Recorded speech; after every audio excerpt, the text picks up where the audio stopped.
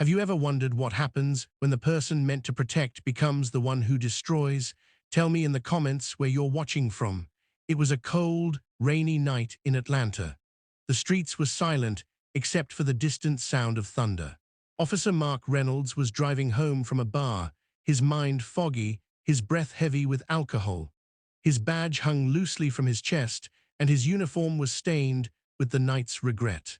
He was angry not at anyone specific, just at life itself. The department had warned him twice before about drinking on duty, but tonight he didn't care. Angela Brooks was at home, sitting by her small fireplace, sipping tea and reading her late mother's Bible. She had just finished her shift as a nurse and was too tired to even think about the world outside. But fate was already knocking, louder than thunder. Across the street, Mrs. Carter noticed Mark's patrol car stopping right in front of Angela's house. She frowned. "That can't be right," she whispered. Mark stumbled out, muttering something about a drug report, though there was none filed. He didn't even check his records. The alcohol spoke for him now. He kicked open the door with his gun raised, yelling, "Police, get down."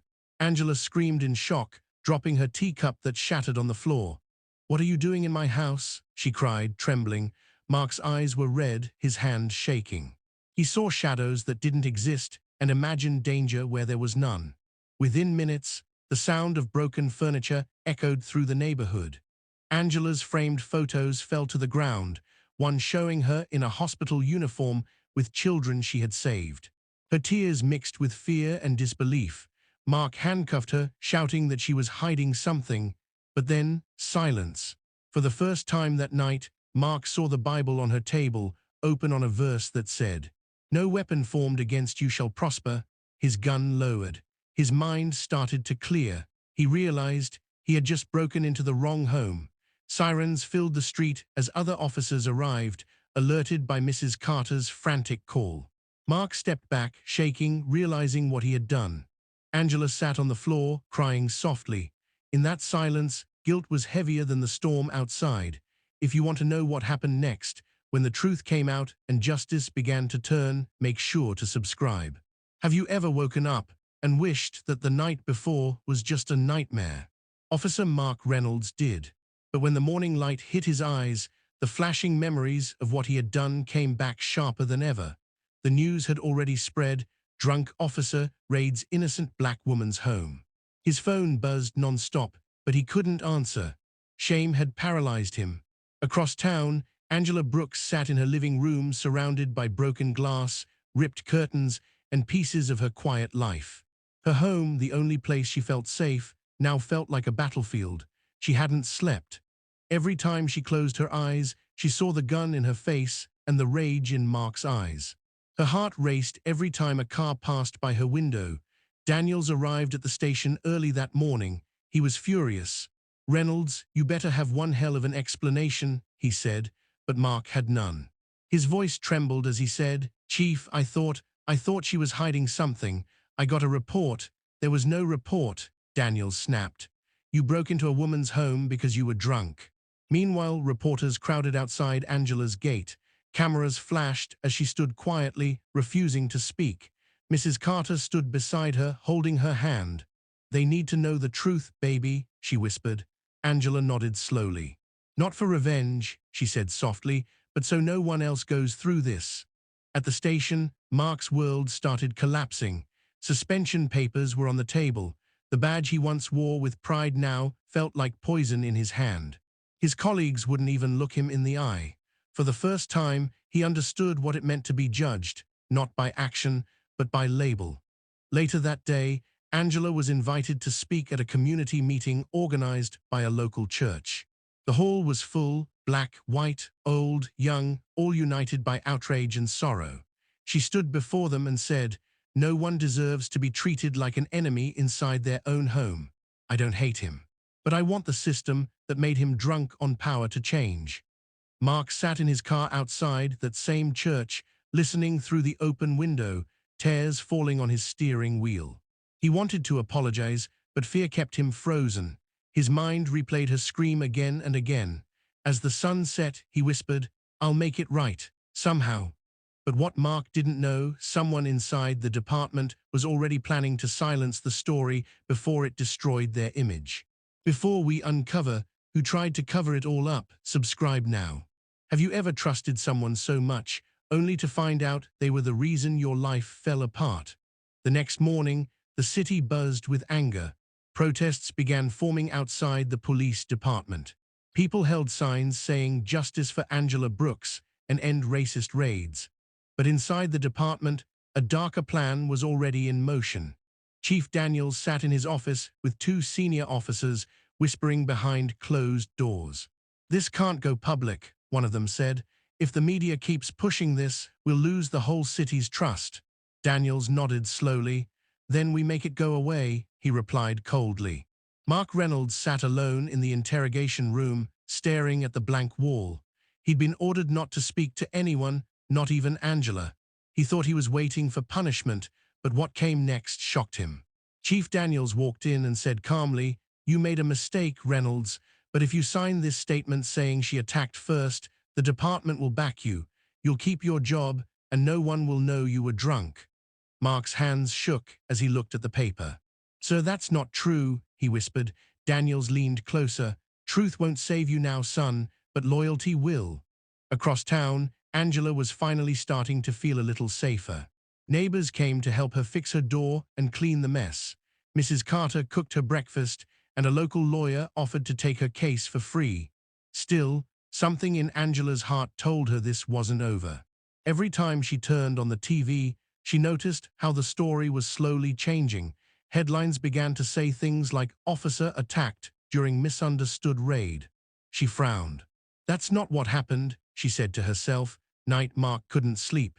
The guilt was eating him alive. He drove to Angela's street and parked his car far away. Through the window, he saw her laughing softly with some neighbors. He felt a deep ache in his chest.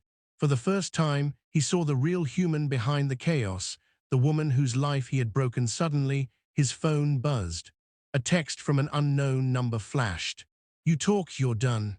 He looked around in fear. Someone was watching him. Someone didn't want the truth out. Next morning, a report appeared online claiming that Angela had a criminal history, a complete lie planted by someone inside the department. The city split into two sides. Some supported her, others started doubting her. The system was twisting reality right in front of her eyes. Angela's lawyer slammed the newspaper on her table. "They're trying to destroy your name before the trial even starts," he said angrily. Angela held her Bible close and whispered, "Then we fight with truth." Meanwhile, Mark stared at his badge on the table, realizing it no longer stood for justice. "They're using me," he muttered. "They don't care about me." Or her. That night he made a choice. He picked up his phone and called Angela's lawyer. "I need to talk," he said quietly. "I know what really happened, and I'll prove it." But as soon as he hung up, another text came in. "You shouldn't have done that. Have you ever realized the truth too late, when the damage was already done?" Night was silent, but inside Mark Reynolds' heart, a storm was raging. He sat in his car outside the lawyer's office, gripping his phone tightly, the words from that last message echoing in his head. "You shouldn't have done that." He knew what it meant. Someone was watching him. Someone powerful enough to erase the truth. The office, Angela Brooks waited nervously with her lawyer. Her eyes were tired, but her spirit refused to break. When Mark finally walked in, she froze. For a long moment, there was silence, the same kind of silence that once filled her home after the raid. Mark took off his badge and placed it on the table. "I don't deserve this anymore," he said softly. "I came to tell the truth. That night I was drunk. There was no warrant, no report, just my anger and arrogance. I ruined your peace, Angela, and I'll live with that forever." Tears welled up in Angela's eyes. "You can't undo what happened," she said, her voice trembling, "but maybe you can help stop it from happening again." Just then, the lawyer's phone buzzed. He looked at it and frowned. "They're issuing an arrest warrant for you, Mark. The department is claiming you went rogue. They're throwing you under the bus to save themselves." Mark laughed bitterly. "Of course they are. That's how the system works. Protect the uniform, not the people." Angela stood up, her voice steady now. "Then we go public, together." The next day, they appeared on a live TV interview. The city watched in shock as Mark confessed everything. He told the world how the department tried to cover it up, how they pressured him to lie, and how racism wasn't just a rumor, it was a routine. His words spread like fire across social media. Daniels watched from his office, pale and furious. The press was at the department's gates within hours. The mayor announced an independent investigation. The truth, once buried, was now too loud to silence. Later, Mark stood before a disciplinary board. He had lost his badge, his career, and his name, but for the first time he felt free. Angela was there too, not as his victim anymore, but as a symbol of courage. When he looked at her, she gave a small nod, not forgiveness, but acknowledgement that he finally did the right thing. The courthouse, reporters surrounded Angela. "What will you do now?" one asked. She smiled faintly and said, "I'll rebuild, but not just my home, I'll rebuild faith, in justice, and in people who are willing to change." That evening, she returned home to find her door repaired and the same Bible resting on her table. She opened it to the same verse, "No weapon formed against you shall prosper." For the first time, she truly believed it. Mark, now living quietly in another town, watched her interview online. He whispered, "You were the light I couldn't see that night." And just like that, a story born in pain ended in truth. If this story touched your heart, don't forget to subscribe for more powerful stories like this one. And tell me in the comments, from where are you watching?